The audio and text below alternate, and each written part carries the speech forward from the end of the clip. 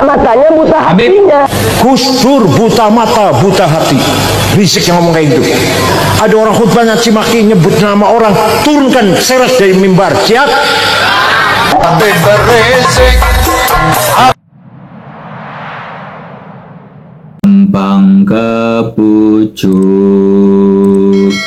nafsu angkara ing pepaese kepiare dunya iri lan meri sukihe tanggo mula atine potong lan nisto. Itulah syair di mana beliau yang menggaungkan syair tersebut, dan tentunya bukan orang sembarangan. Kok ada orang yang mengaku cucu Nabi, menghina, katanya beliau itu buta mata, buta hati, dan itu sangat tidak pantas. Bagaimana bisa melihat ya bahwa Gus Dur itu buta hatinya, padahal mereka orang-orang yang buta hatinya. Kalau Gus Dur bukan seorang wali, sampai detik ini makamnya masih ramai. Saya itu sudah beberapa kali di makamnya Gus Dur, pasti ke sana pasti ramai sekali, dan makamnya itu sangat ramai, tidak pernah sepi. Jadi untuk para pembenci-pembenci Gus Dur, apalagi mereka ya orang-orang yang mengaku cucu Nabi, tidak mengimplementasikan, tidak suatu menggambarkan mereka adalah cucu Nabi. Dan terima kasih untuk Kiai Imad yang sudah mencerdaskan bangsa, mencerdaskan anak-anak bangsa di Indonesia. Mari kita lihat sama-sama, dan tentunya dipantau oleh Kiai Agil Siraj. Buta matanya, buta hatinya. Gus Dur buta mata, buta hati. Risik yang ngomong kayak gitu. Ada orang khutbah nyaci maki nyebut nama orang, turunkan seres dari mimbar. Siap? Habib Rizik. Habib Rizik. Jika ada orang yang di atas mimbar menjelek-jelekan, maka siap kita turunkan, karena itu keluar dari jalur bagaimana bisa mencerdaskan umat dan menjadikan umat itu satu, tidak menjadi pecah belah.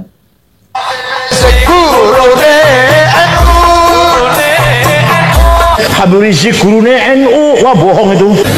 Gus Dur buta mata, buta hati. Risik yang ngomong kayak gitu.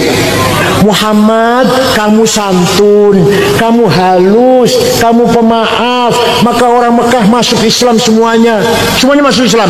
Wa ra'aitan nas khulud fi dinil afwaja. Kamu lihat orang berbondong-bondong masuk Islam karena simpati dengan akhlakmu. Walau kunta faddan ghalidhal qalbi, seandainya kamu sombong, kasar, congkak, bawa pentung, sweeping, takbir, niscaya lan faddu min haulik, orang Mekah akan lari meninggalkan kamu. Tapi kamu santun, pemaaf, halus, sopan, maka mereka semua masuk Islam. Jadi akhlak Nabi itu sopan, santun, halus ya. Kenapa orang-orang Mekah itu masuk ke Islam? Nyatanya mereka cucu-cucu Nabi malah memberikan suatu ketakutan-ketakutan di masyarakat yang tidak sesuai dengan apa yang diajarkan oleh Nabi. Suka melakukan sweeping ya, apalagi ini bulan puasa, satu hari pertama ya, ini hari pertama kita semuanya berpuasa teman-teman. Kalau di Ngawi ada orang khutbah kotor, turunkan dari mimbar. Siap? Khutbah itu ada tausiah, wasiat bil husna, dengan kebaikan, wasiat eling mati, taubat, ayo ikhlas karo Gusti Allah. Ada orang khutbah nyaci maki nyebut nama orang, turunkan seres dari mimbar. Siap? Kita betul wani kita orang apa? Gus Dur buta mata, buta hati. Risik yang ngomong kayak gitu. Yang bikin buta mata itu siapa? Gusti Allah. Yang maringi buta Gus Dur siapa? Kok tahu dia bahwa Gus Dur buta hati? Dari mana tahunya Gus Dur buta hati? Ya Allah. Waktu Gus Dur di rumah sakit baru operasi saraf, kan stroke, dioperasi kepala hidup. Ini beliau mulai menceritakan kewalian Gus Dur, yang mana sulit sekali dicerna oleh logika normal kita. Jadi ini benar-benar wali ya, karena wali itu ada bukan dongeng-dongeng saja, dan ini kisahnya, riwayatnya, orangnya masih hidup, tidak ngasal-ngasal saja. Operasi. Saya tungguin, saya Pak Muhaimin Iskandar, Saifullah Yusuf, Ketua Golkar Jawa Tengah Haji Wisnu, Menteri Zaman Orde Baru Cakrawardaya, Subiakto Cakrawardaya, orang 5 pelan-pelan ngobrol ngomong, tiba-tiba Gus Dur ngendikan, mengko aku bakal jadi presiden. Masih Pak Harto ini. Jadi suatu ketika ada beliau sedang duduk, ya, beliau sedang duduk, kemudian ada Ketua Golkar dan ada Muhaimin Iskandar dan ada Mbak Yai Kadil Siraj, kemudian tiba-tiba Gus Dur mengucapkan kalimat, saya mengko nyong jadi presiden, kalau bahasa Indonesia nanti saya bakal menjadi presiden. Dan itu terbukti ya. Semua kaget, ini Gus Dur konser Gus Dur sudah nggak waras. Itu Gus Dur tuh, mana buta hatinya, memang matanya buta, tapi hatinya mana tuh. Suatu hari jogging itu olahraga, jalan-jalan pagi, mampir ke rumah saya jam 8, minta air putih, minta roti tawar, duduk, saya buka AC, tidur ngorok di kursi itu. Ada 20 menit, ada saksinya, santri saya. Bangun dari tidur, Kang Said mengkonek wis umur 56 sampean jadi ketua umum PBNU. Bener, ketika saya di Makassar, beliau lagi ketika sedang tidur, kemudian bangun, ya, kemudian bilang kepada Kiai Agil Siraj, nanti ketika umurnya sudah mencapai 56 akan menjadi ketua PBNU. Tahun 2010 usia saya 56. Itu buta hati tuh, orang buta hati kayak gitu. Pernah seminar, judulnya di Pustaka Nasional, judulnya Mengenang Jenderal Simatupang, JB Simatupang. Narasumbernya 4 orang, 2 Muslim, Gus Dur dan Jenderal Rudini, 2 Katolik, Romo Muji Sutrisno dan Yakub Utomo yang punya Kompas. Gus Dur datangnya terlambat, duduk di bawah, orang 3 sudah mulai bicara. Tidur, ngorok, kemeringet. Pas giliran Gus Dur saya bangunkan, Gus panjenengan Gus, naik ke atas saya tuntun.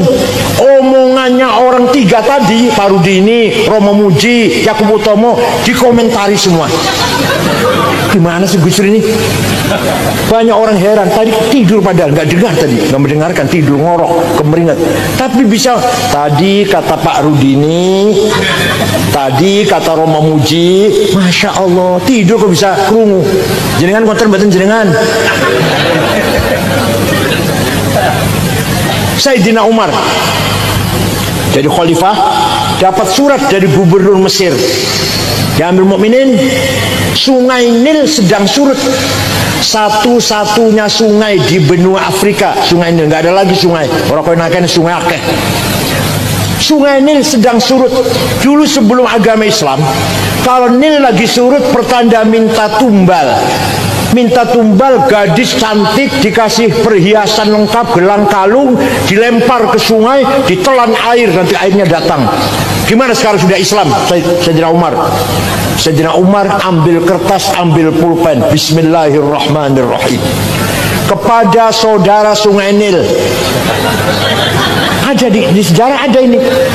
Kalau kamu mengalirkan air karena Allah, mengalirlah saya, kami membutuhkan airmu. Tapi kalau kamu mengalirkan air karena ingin tumbal perempuan cantik, nggak usah ngalir, kami nggak butuh air kamu. Ini dilempar sana ya, bawa ke Mesir ya, bawa ke Mesir, dilempar, datang airnya sampai sekarang nggak pernah surut. Itu orang yang hatinya bersih. Jangan hatinya bersih boten. Jangan hatinya bersih boten. Kanjeng Nabi itu tadi orang Mekah dimaafkan, panjenengan niru saged? Insya Allah. Orang yang kemarin pinjam uang 5 juta orang bayar, saya maafkan, saged? Si anak itu bawa lari sepeda motor saya, katanya pinjam tapi nggak dikembalikan, saya maafkan, saged? Tadi videonya teman-teman, bahwasanya ketika kalian mengakui sebagai cucu Nabi maka harus paling di mana hati-hati kalian itu lembut, tidak menyalahkan orang lain dan tidak suka mengintimidasi orang lain. Contohnya tadi Nabi itu mudah memaafkan dan dakwanya bisa diterima dimanapun. Karena apa? Indonesia itu terkenal dengan kulturnya. Seperti Nahdlatul Ulama ketika berdakwah itu melalui elemen-elemen masyarakat dengan santai, dengan moderat dan kultural. Jadi untuk teman-teman tetap mengikuti kiai-kiai pribumi yang mana sudah jelas kealimannya. Terima kasih telah menonton. Silakan berdiskusi. Wassalamualaikum warahmatullahi wabarakatuh.